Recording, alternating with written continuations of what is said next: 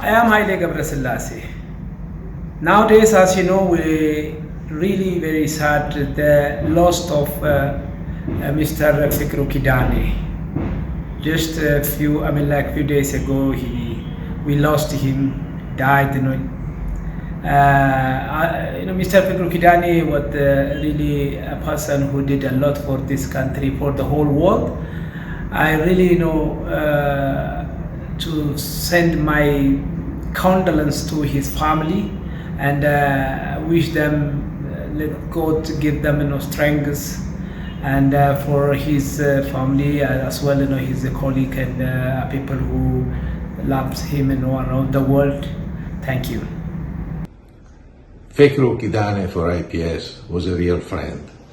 He was always with us. I've known him many years ago in the Olympic Committee. And we always discuss about the problem of the journalist. He was a guy with a big experience that has helped us to grow. I think that it's necessary to remind what he did for us. He was always present to our Congress, and after the Congress, he was coming to give his advice. I think that he was not only a bright man, he was a great man, and he will be always with us. Je vous disais simplement que j'ai connu Gash Fikru à 3 titres. Je l'ai connu personnellement à travers les liens familiaux. Je l'ai connu quand je travaillais en tant que jeune diplomate et je l'ai connu quand je suis venu ici depuis début 2019. C'était un homme avant tout généreux. C'était un homme qui était certes un homme universel, mais c'était avant tout aussi un homme enraciné. Et comme disait Aimé Césaire, l'enracinement, c'est le passage vers l'universel. Et vraiment, c'est l'incarnation de cet adage que me vient quand je pense à Gash Fikru. Il a joué un rôle primordial dans la promotion, le renforcement du sport en Afrique, en Éthiopie, que ce soit dans le football ou dans l'athlétisme ou dans les autres sports. Mais fondamentalement, il a utilisé le sport pour que la justice politique, la fin de la colonisation, la fin de l'apartheid et la justice tout court puissent survenir sur notre continent et dans notre pays.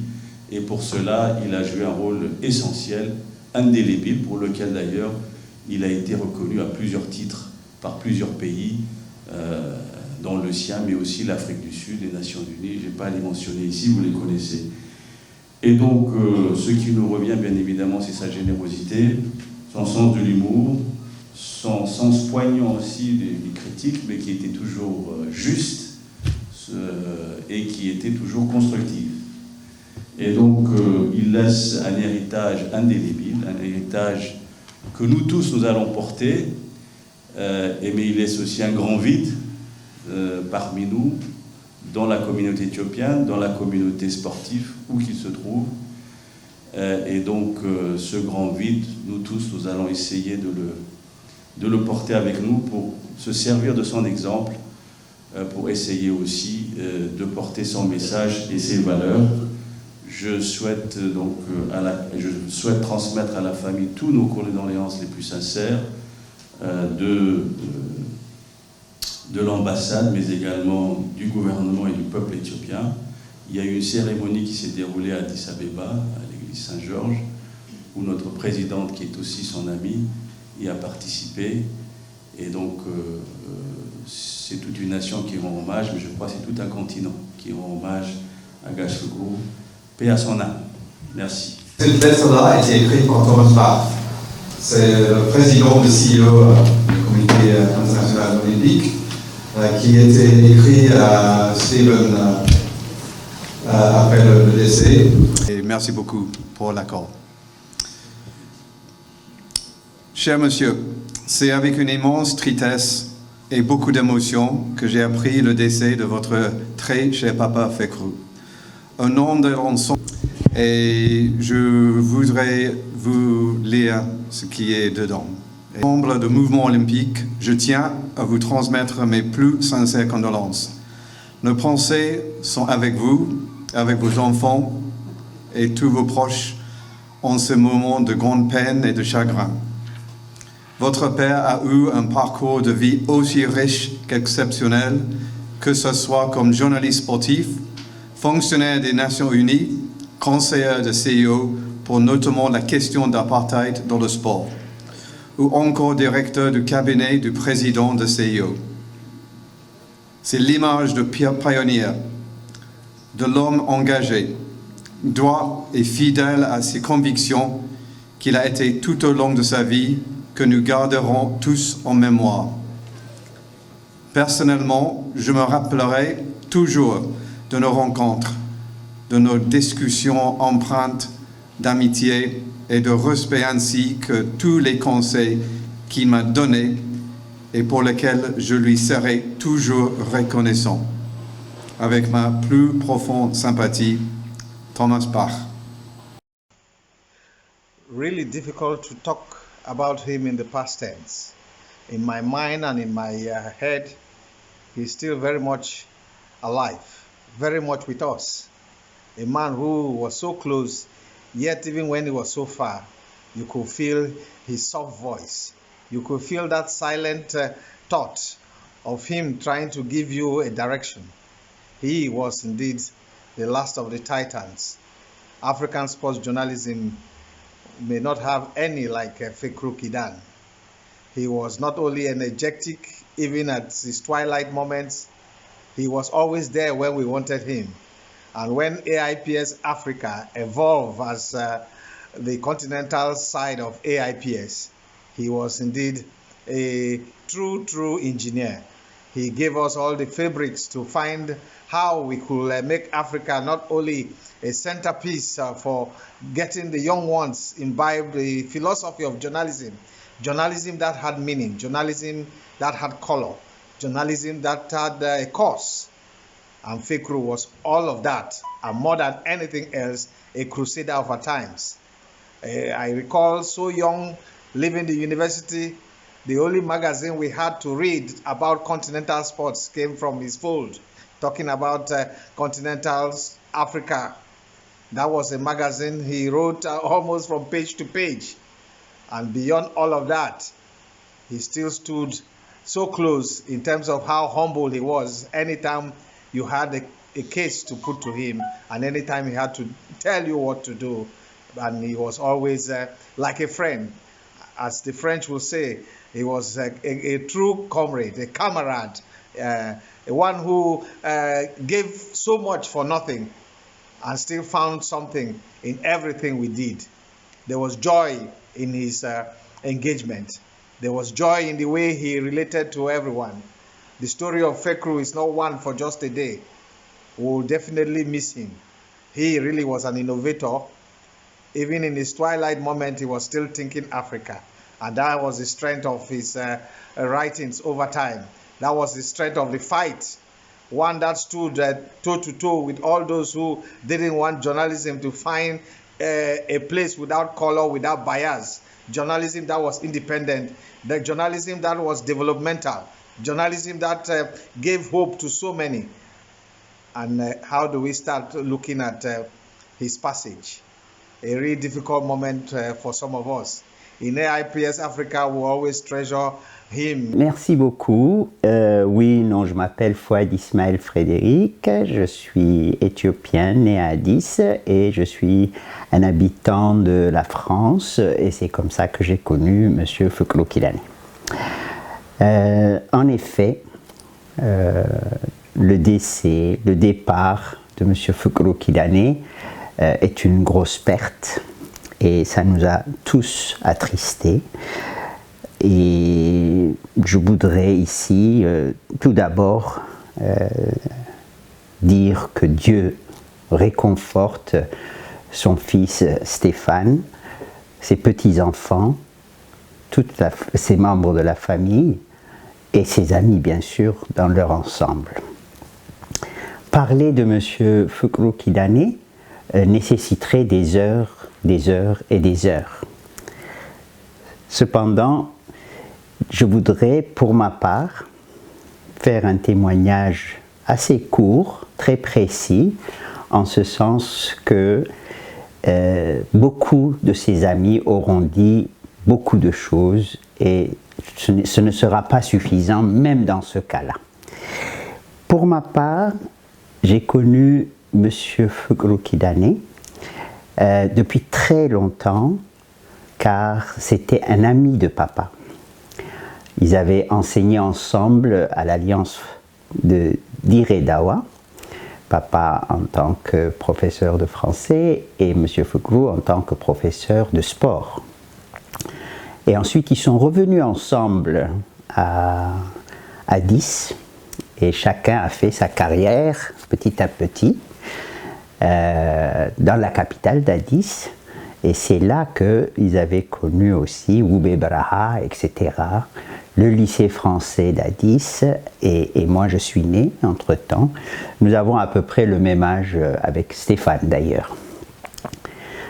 Mais par la suite, là où j'ai connu M. Foukrou plus en profondeur, c'est ici, à Paris, alors que je travaillais avec Médecins sans frontières.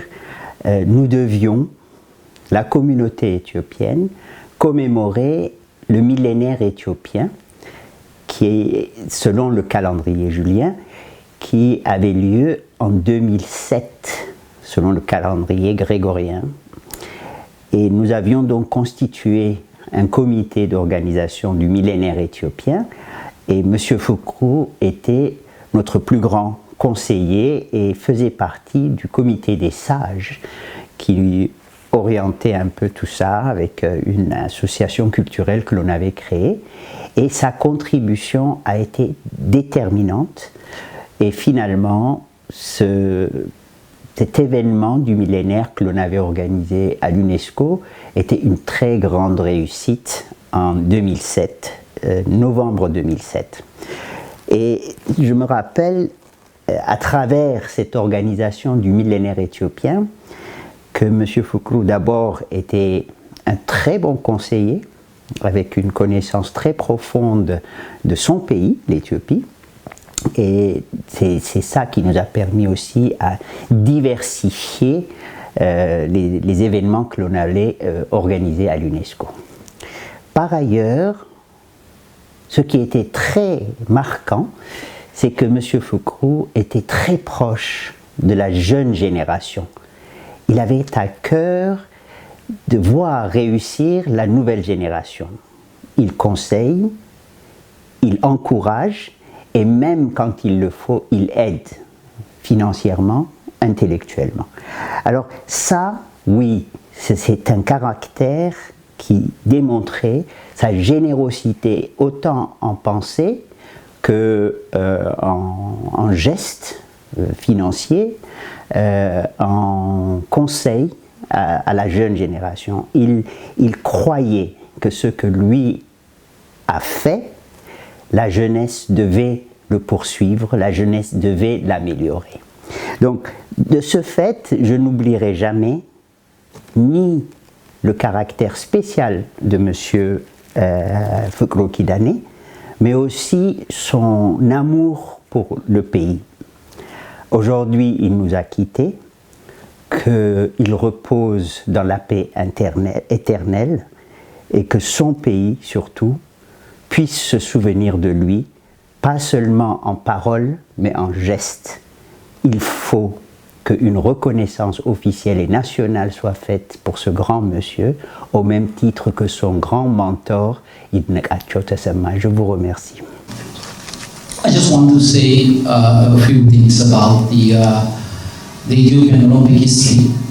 I wrote a little book in 1993 with the help of Gashoko. The title was 40 Years, the Ethiopian in Olympic in 100 years time.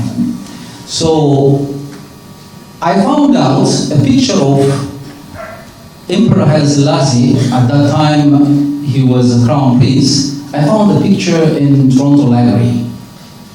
So I called him, he was in Lausanne. Then I asked him, well, I see a picture of Emperor Haile Selassie with Coubertin. He said, where do you get it? I explained to him, so can I publish this in my book? And then I don't know, I don't have any background story. So he gave me everything. So the reason why I raised this issue is, it was in 1924. Emperor Haile Selassie, at that time Crown Prince, visited France. Not only France, I believe it was Belgium, England, Luxembourg, Italy. So he made Coubertin. So Coubertin invited him. I just want to tell you that he was the first African to attend Olympics. So it was in 1924. Next year, 2020, in 2 years' time, 2024, we will celebrate the Olympics in Paris. It will be 100 years ago that Haile Selassie, or the emperor, attended the Olympics. So I just want to pass this message to Monsieur l'Ambassadeur. The community should do something. We have to do something. This is historical. Okay, so that's the only thing I can pass the message. And thank you very much. Je parle au nom de l'association Initiative panafricaine de recherches appliquées, qui fut fondée par un ami de Fécrou, Gash Kifle Selassie, qui fut ici aussi honoré lors de sa disparition, qui était un grand ami. Voilà. J'ai eu le grand plaisir de rencontrer Kifle, Fécrou, avec Kifle bien sûr, à plusieurs occasions. Et comme il a été dit, c'était un homme simple, drôle, discret, actif, virulent, sympathique. Voilà. Donc la lettre c'est Esteemed members of the family of the late Gashu Fukru-Kadame, dear comrades of the sports fraternity in France, Ethiopia, and indeed around the world, dear colleagues and media professionals, dear friends, I am humbled by the occasion to address this gathering on the occasion of the passing of our colleague and friend, Gashu Fukru-Kadame. It fills me with deep sadness, but also with immense gratitude to be speaking to you today about the career of this truly great man, journalist, commentator, and leading member of the global sports fraternity who was admired and indeed loved by so many. Born in Addis Ababa in 1935, Fécrou inked his name early in the history books by becoming, in 1957, the first sport commentator in Ethiopia when he covered, to a mesmerized radio audience, a soccer match between Ethiopia and Sudan. As his career took off from there, allow me, dear friends and colleagues, to touch on some of the cornerstones, including positions at the Ethiopian Sports Federation, the Ethiopian Cycling Federation, Football Federation, and Ethiopian Olympic Committee, the Tennis Federation, as well as the Football League. While he excelled in helping nurture those nascent organizations and later became big in the International Olympic Committee and Confederation of African Football, one cannot help but think that his true calling was in sports journalism. A man of the pen and the microphone, he is fondly remembered as a founder and the first president of the Ethiopian Sports Journalists Association, as well as the founding member of the African Sports Journalists Union. We at DW are blessed to have had our very own relationship with Gasho Fukru, dating back to the 1970s.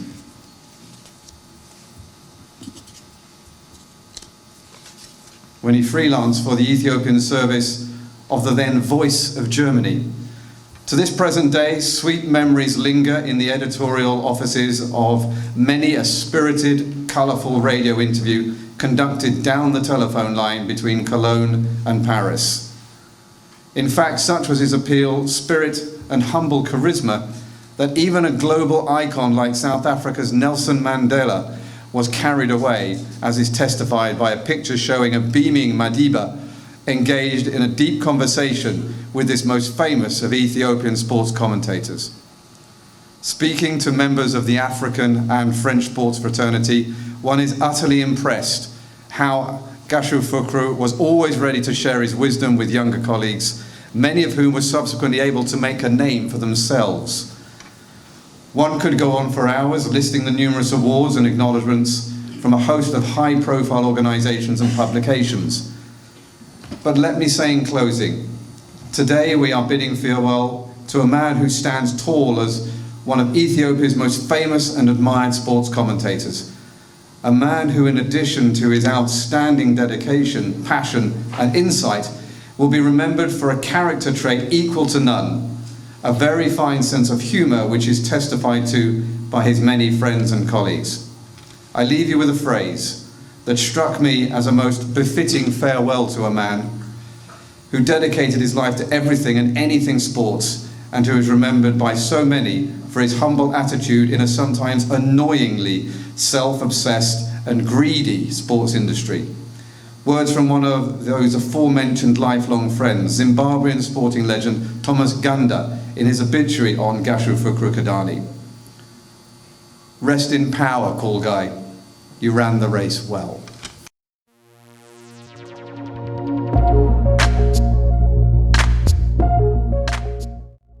Donc, j'ai toujours un respect énorme pour Gasho Fukru Kidani, parce qu'il n'y a pas beaucoup de monde qui était le premier à faire quelque chose.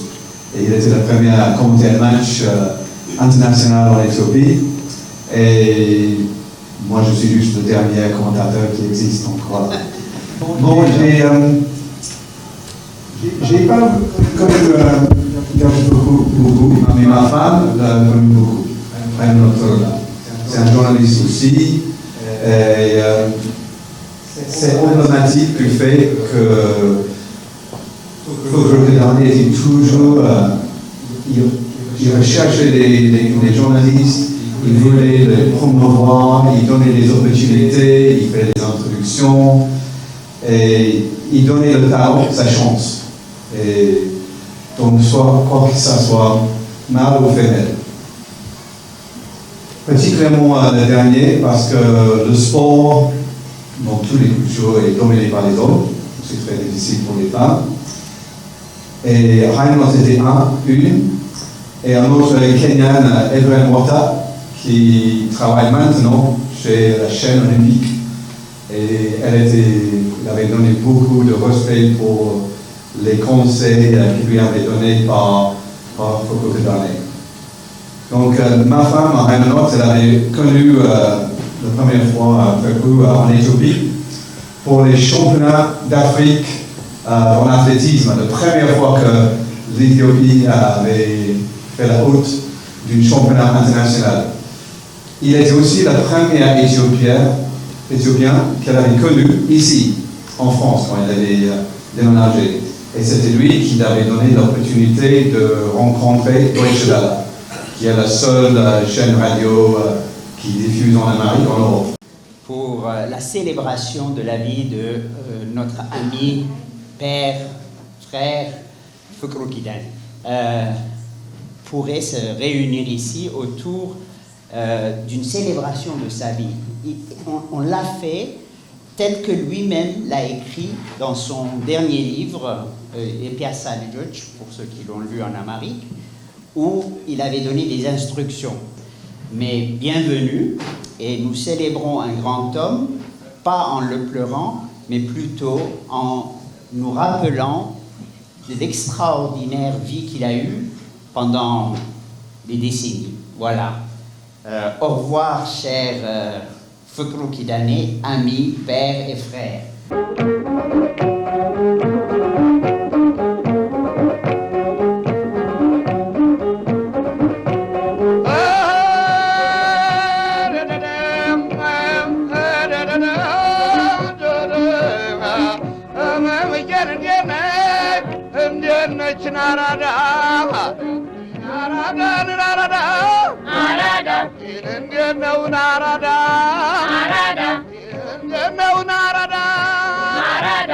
ገበያው ድንበሩ አምን ነበር ገንዘቡ የሚመነዘር